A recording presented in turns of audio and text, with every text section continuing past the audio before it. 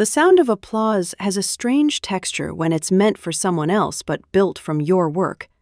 It doesn't sting, it hums. Cold, hollow, like air rushing through an empty lab. I stood at the back of the glass atrium as the spotlight flared on stage, washing over Dr. Colin Reeves. His posture was rehearsed, shoulders squared, chin lifted just enough to catch the light. The perfect silhouette of brilliance. He was the man of the hour, the genius behind the Ward Reeves catalyst. Except the Ward part had quietly vanished. The audience, board members, investors, journalists, and an army of interns live tweeting genius, erupted as the company's banner unfurled behind him. Innovation for a cleaner tomorrow. He smiled, teeth sharp against the glow of the giant screen. "Today," he said, "we redefine sustainable energy." They believed him. They always had. I used to sit beside him in the lab at 2 a.m., drafting chemical equations on the backs of used printouts. His brilliance was charm. Mine was precision. Together, we built something that could shift the global energy equation. A catalyst that could make efficiency scalable. But somewhere between prototypes and patents, I became a ghost in my own discovery. He gestured toward the 3D model rotating on the screen, the structure I'd stayed up 47 straight hours simulating, caffeine and heartbreak keeping me awake. He described its molecular stability, my formula, my equations, my breakthrough. And when the applause surged again, I just folded my arms, steady, because I already knew what was coming. The patent citation appeared on the wall-sized display behind him, a ceremonial slide meant to add legal gravitas for the investors.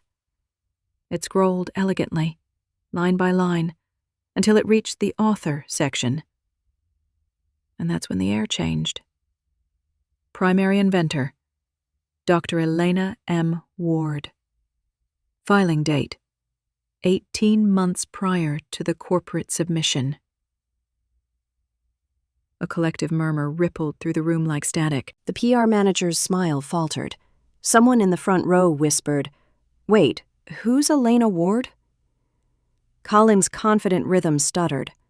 His mouth opened, but no words came out. I didn't move. I didn't need to.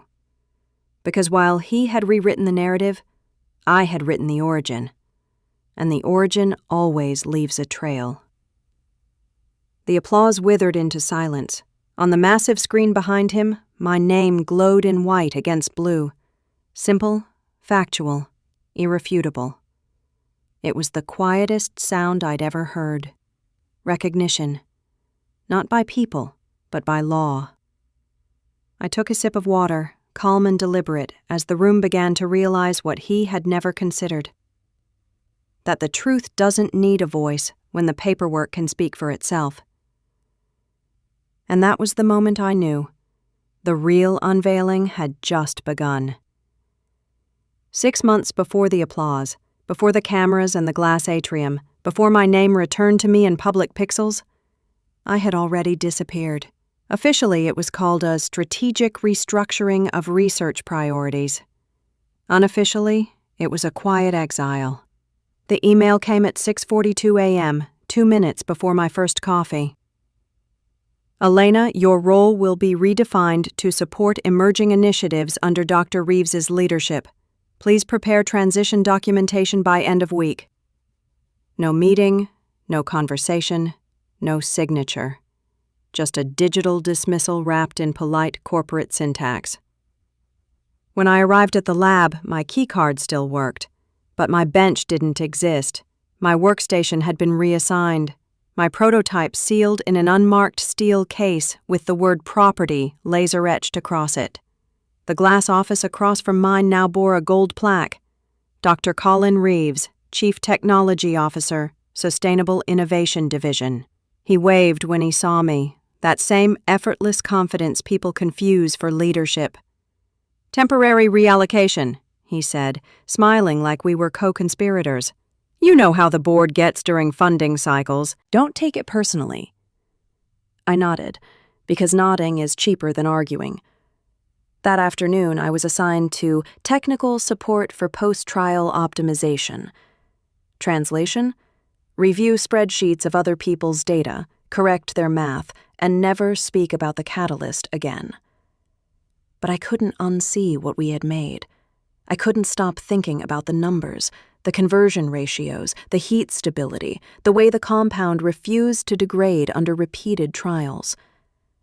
The science didn't care about corporate hierarchies. The science knew who wrote the equations. When I asked the compliance officer for an update on the patent draft I'd submitted months earlier, he smiled without looking up. "Everything's handled internally now," he said. I asked, "Was it filed under my name?" He hesitated. "It's filed under the company's. Standard practice." That night, I opened the shared drive. The folder that used to contain my research logs had been renamed Project Reeves Catalyst. My name had been scrubbed from every document, replaced by a timestamp and an alphanumeric code. I sat there in the dim light of my apartment, hands still on the keyboard, staring at the snow lined the pavement like unfiled pages. Before walking away, I glanced back at the building's mirrored facade. My reflection fractured across 100 panes of glass.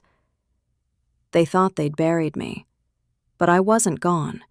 I was cataloged. And the truth, like any good catalyst, doesn't vanish when the reaction ends. It changes form and waits.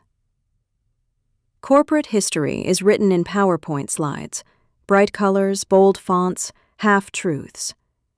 I learned that the day I walked into the quarterly briefing and saw my life's work condensed into 10 bullet points, none of which carried my name. The conference room smelled like citrus disinfectant and deceit. Reeves stood at the front, laser pointer in hand, his charm polished to a fine edge. The screen behind him displayed my molecular lattice diagrams, cleaned up, rebranded, and labeled Reeves Catalytic Conversion Model, RCCM. The irony? I had drawn those diagrams on a whiteboard 3 years ago using a blue marker that still stained the sleeve of my lab coat. He clicked through the presentation smoothly, answering questions about his process. I watched him describe the same miscalculation that had once cost us 6 months of lab time. Only I'd been the one to fix it. He called it a minor breakthrough from my early trials. I could have stood up, interrupted, corrected, but interruptions don't age well in corporate folklore. They get rewritten as emotional instability. So I smiled, took notes, and waited for my turn to vanish completely. At the end of the presentation, our CEO, a man who measured genius in quarterly returns, stood to applaud. "Colin," he said, "you've done remarkable work." Colin smiled, gracious as ever. "Wouldn't have been possible without my team," he said, glancing toward me for just a second, a calculated gesture, generous enough to look humble, hollow enough to erase me entirely. Everyone clapped. I kept writing, because somewhere between the first applause and the last handshake, I realized something important. You don't fight theft with noise. You fight it with record-keeping. When the meeting ended, I slipped out quietly, the echo of polite conversation fading behind me.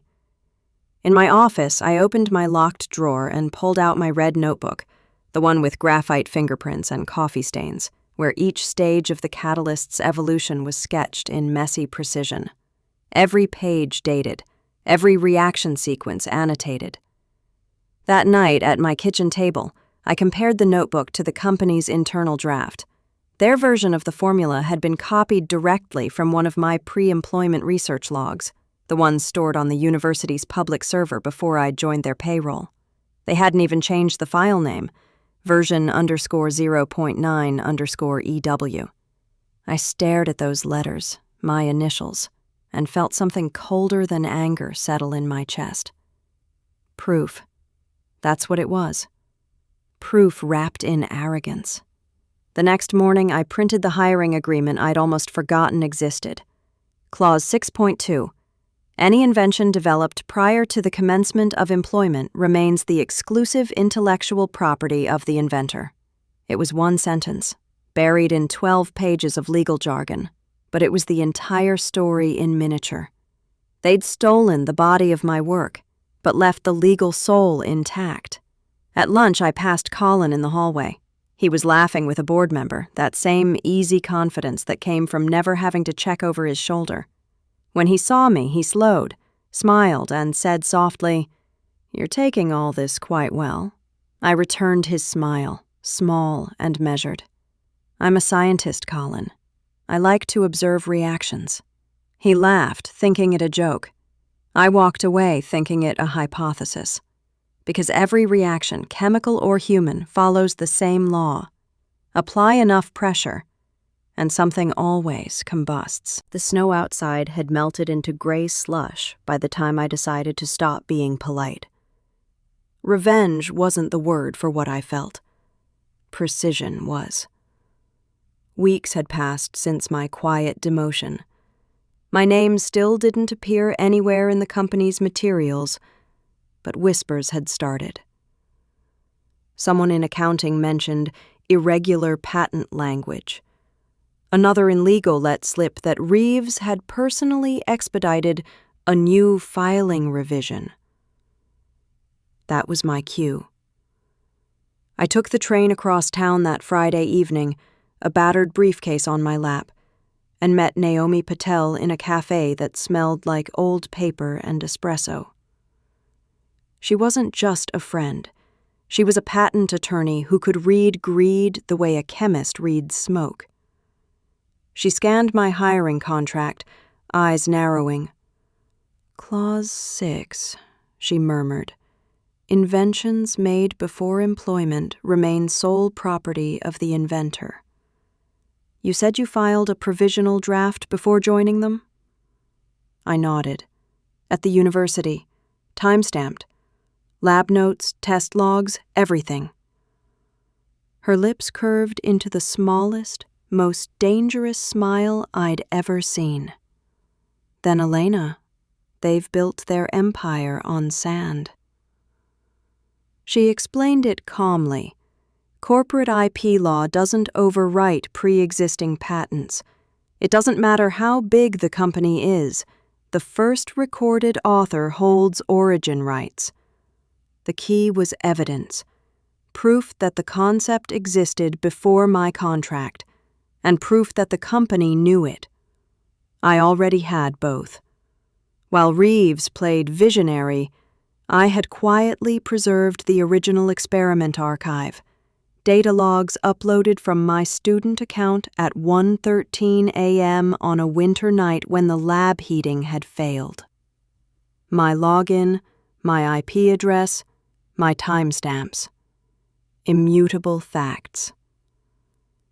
Naomi leaned forward. "You realize what happens when we file a reinstatement?" "I do." "They'll come after you. Hard. Confidentiality breaches, defamation threats. Let them." She watched me, then nodded. "All right then. We'll do it properly. You never go loud first. You go legal." That night, I unlocked the steel case where I'd hidden my original notebooks, the same ones the company had labeled property. I scanned every page, logged every date, cross-referenced every experiment against the public academic repository. Then I uploaded it all to an encrypted drive Naomi set up under a temporary holding entity, Elena Ward Research Trust. We didn't file a lawsuit. We filed something far quieter, a notice of interference. It's the kind of bureaucratic atom bomb that detonates in silence. The patent office would now compare my original submission against theirs. If overlap exceeded 60%, their claim would freeze until authorship could be verified. They wouldn't know when it triggered, just that one day their record would stop processing. I closed my laptop that night and stared at the reflection in the dark window. the face of someone who wasn't waiting for validation anymore. Truth, when documented correctly, doesn't need to shout. By Monday morning, Reeves was on stage again, briefing investors about his final filing submission. The audience clapped, cameras flashed, and somewhere deep in the government database, a quiet algorithm cross-checked his patent against mine and paused. A single line appeared in the internal record. Status: under investigation. Competing claim filed by Dr. Elena M. Ward. I didn't see it, but I didn't have to. I just felt the air shift. The reaction had begun. There's a certain stillness that comes right before a system locks up. The pause between confidence and collapse. That's what I felt when Naomi sent the message. Filed. Timestamp 8:37 EST. The interference claim is active. 5 words that turned silence into strategy. I was at my kitchen counter, coffee gone cold, the morning light slicing through blinds like lines on graph paper. The city moved outside. Buses, footsteps, ordinary noise. Inside, the hum of inevitability. For weeks, I'd been playing the quiet scientist, the dismissed employee who left gracefully. I'd smiled in grocery aisles when colleagues pretended not to see me, nodded at polite LinkedIn messages from people who had once ignored me in conference rooms. Let them think I'd moved on. The less they looked, the more room I had to build. Now every keystroke I'd ever made mattered. The old university server, dusty, outdated, held my original code logs. Naomi had mirrored the entire archive, submitting it as Exhibit A with the notarized notebook scans. The patent office wouldn't care about politics or power. It cared about origin. And origin, like chemistry, doesn't lie. She called later that afternoon. Elena, the system automatically notifies the company council. By tomorrow morning, they'll know. How long until it becomes public? Not long, but you don't want it public yet. She was right. Publicity is noise. Paperwork is control. That night, I went through every drive, every version, every backup. The data told a perfect story. My pre-employment timestamps, the first working model on my personal hardware, and every revision after joining the company. You could see the moment their version diverged. Same variables, same molecular structure, same equations, down to the formatting of my comments. I printed one page, the first draft formula, and pinned it above my desk. A quiet reminder, the origin still belonged to me. The next day, the news reached them. It started with a call from a friend still in R&D. Colin's office door is closed. Legal's been in there all morning. Something about an authorship dispute. Did they say whose? A pause. Yours. By noon, the company intranet was locked. Every mention of the Catalyst project redirected to a review pending page. Even the promotional microsite, the one that had gone live 2 days earlier, showed an error message. At 3:12 p.m., a new headline appeared in the patent tracker database. Filed. Competing claim. Original inventor, Dr. Elena M. Ward. It wasn't front-page news, not yet, but anyone who knew where to look could see it. And they did. By evening, journalists from industry publications started calling. They'd noticed the anomaly. 2 active filings for the same invention, one belonging to a former employee. Naomi's advice was simple. Don't respond. Let the paper trail speak. So I said nothing. I cooked dinner. I watched the sky turn the color of steel and let my phone buzz itself into exhaustion. Inside corporate headquarters, panic was already fermenting. Reeves would be pacing, charming under pressure, trying to convince legal it was a clerical glitch. He'd smile that disarming smile, pour expensive scotch, promise to sort it out. But this time, charm wouldn't save him, because in science, charm doesn't rewrite evidence. By the time he realized what was happening, it would be too late. The patent office doesn't rush, but it doesn't forget either. And in their queue, his name sat beneath mine. I didn't feel joy, just clarity. The kind that comes when a storm finally finds its target. He'd stolen my work to build a throne. Now the foundation was turning back into sand. I closed my laptop, switched off the light, and whispered to the empty room. Your move, Colin. It started with a rumor, then a whisper, then a leak. Corporate secrets don't explode, they seep. They drip through inboxes, attach to the wrong CC, and quietly ruin lives before anyone knows where the breach began. By the time the first journalist called, the story was already moving faster than I ever could. Anonymous documents suggest that Dr. Colin Reeves's acclaimed clean energy catalyst was originally developed by former researcher Dr. Elena Ward.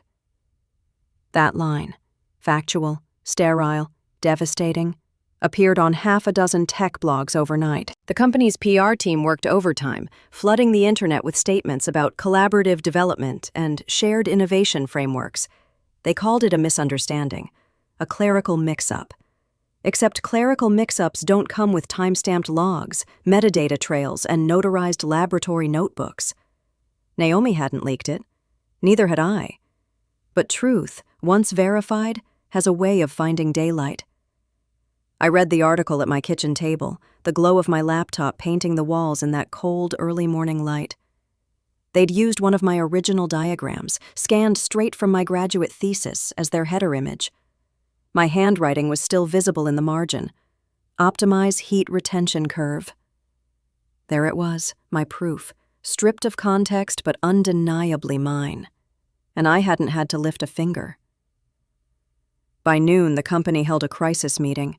A friend from compliance texted, "They're panicking. Patent office froze the record. Audit team inbound."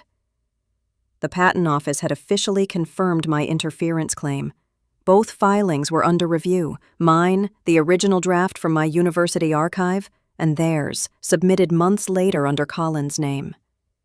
Procedurally, that meant one simple, terrifying truth. The company couldn't legally claim ownership of the invention until the authorship dispute was resolved. That afternoon, their website went dark.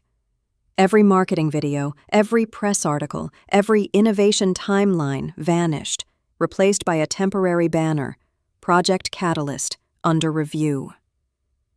Meanwhile, my inbox filled with interview requests. I ignored them all. Publicity wasn't protection, paper was.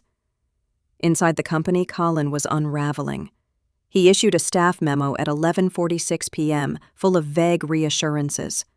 "We are confident this matter will be resolved swiftly and amicably. Please refrain from commenting publicly." Translation: "The wolves are at the door. Stay quiet." 2 days later, an anonymous Dropbox link arrived in my email. No sender, no message. Inside, a series of internal emails, his, each one with timestamps showing he'd modified my files weeks after my termination, copying data directly from my original folder before renaming it under his own initials. The digital fingerprints were perfect. Too perfect to deny. I forwarded them to Naomi. 10 minutes later, she called. "Elena, this is it. These are the smoking guns. What happens now?" "Nothing. For us. We wait. For them? Everything." By morning, the patent office issued a formal notice. Primary inventor authorship, Dr. Elena M. Ward. Secondary contributor, Dr. Colin Reeves. Status, authorship amended. Ownership under review. The correction updated automatically in the public database, which meant that, at the next board meeting, and every investor pitch thereafter, my name would be the one displayed beside the invention he'd built his career on. I didn't celebrate. I went for a walk.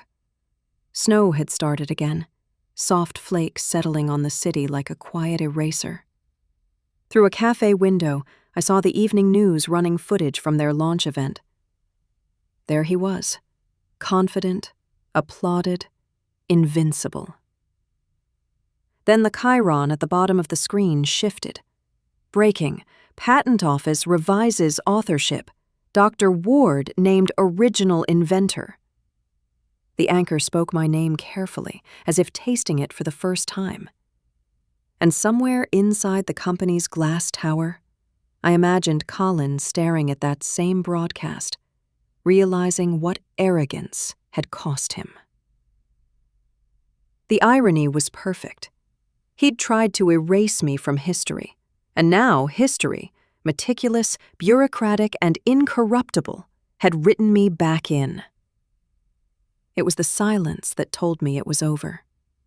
Not the press releases, not the legal updates, not even the public correction. Just that sudden, heavy quiet that follows a storm when everyone realizes what's left standing. The call came on a Tuesday morning. Naomi's voice was calm, steady, almost clinical. They've requested a settlement meeting. In person. I already knew what that meant. It wasn't an apology. Corporations don't apologize, they negotiate. The boardroom they rented for it could have doubled as a set for a political thriller. Polished oak table, filtered water, strategically placed sympathy in the form of pastries no one would touch. Across from me sat Colin Reeves, pale but still trying to maintain that impossible composure that had once passed for charisma.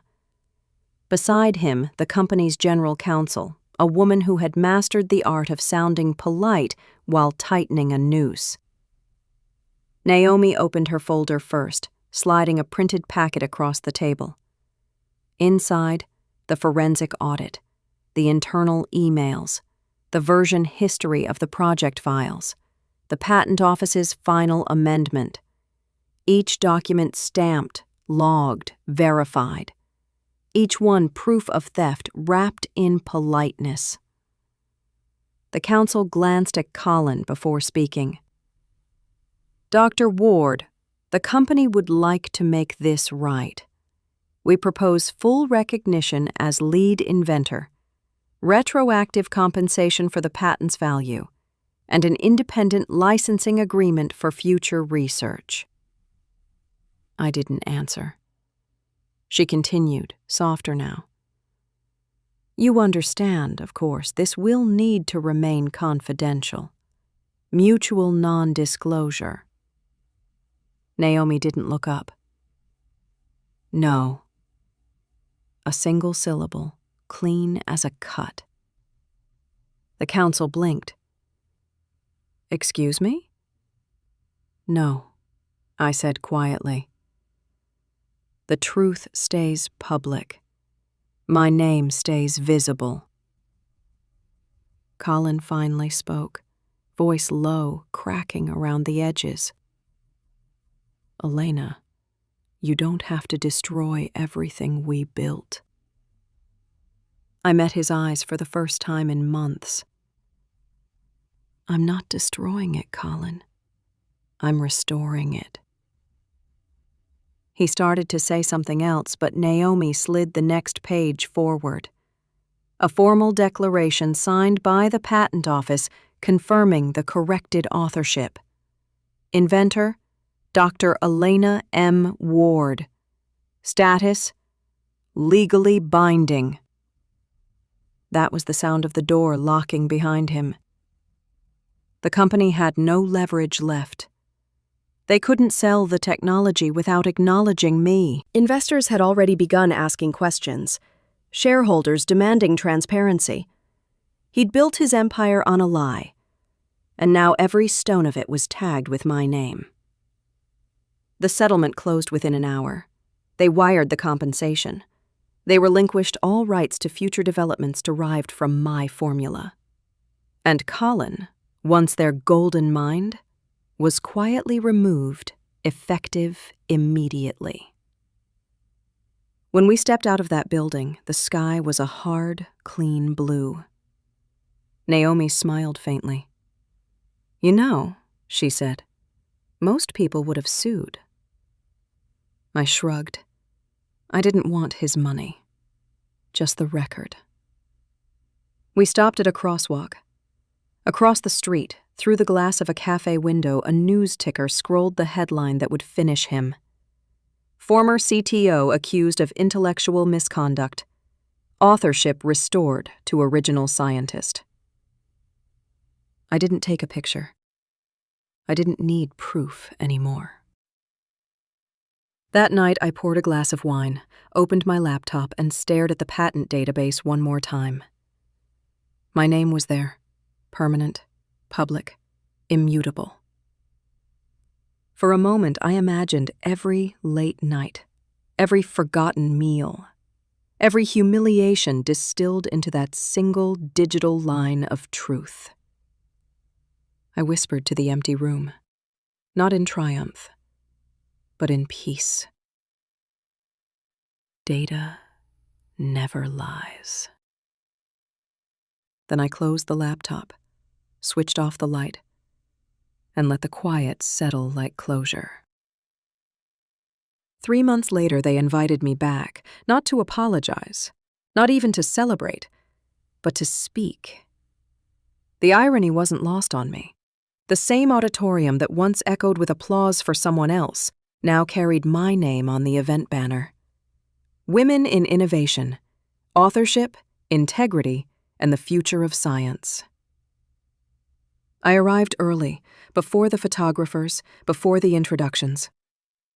The room was quiet except for the low hum of equipment warming up. On the stage, the same projector that once displayed his invention now waited for mine. I walked past the rows of polished seats and stood where Colin had once stood, hands clasped behind my back, watching the blank screen. The truth is, I never wanted revenge. I wanted record, accuracy, attribution, acknowledgement. In the end, that's all integrity ever asks for, to be documented, not dramatized. When the event began, I spoke about process, not betrayal, about data trails and documentation, about how science is a language of proof, not persuasion. But in the final minutes, I told them something I hadn't planned to say. Integrity, I said, isn't just moral. It's structural. It's what keeps the foundation from collapsing when someone tries to rewrite history. You can lose your title, your job, your seat at the table. But if you build your work with documentation and discipline, you don't disappear. The record remembers you, even when people don't. The audience was silent for a heartbeat. Then applause began. Not the hollow kind this time, not the sound of performance. It was quieter, slower, the kind that comes from recognition rather than spectacle. Afterward, a young engineer stopped me by the stage stairs. I watched that launch, she said softly, the one where your name came up. It was beautiful. I smiled. It wasn't revenge, I told her. It was just accuracy. When the room emptied, I stayed a little longer. Through the glass wall, the city glowed, steel and circuitry, all built on invisible equations, the same way reputations are built on invisible truths. On my phone screen, the patent record was still open. My name, the filing date, the quiet, permanent proof. I scrolled once, reading the final line. Inventor, Dr. Elena Ward. Status, active. I closed the tab. I didn't need to check it anymore. Outside, snow began to fall again. Soft, deliberate, clean. I pulled on my coat and stepped into the night, the applause still faint in my ears, fading like an echo through time. Some victories roar. Mine simply remained, written, witnessed, and true.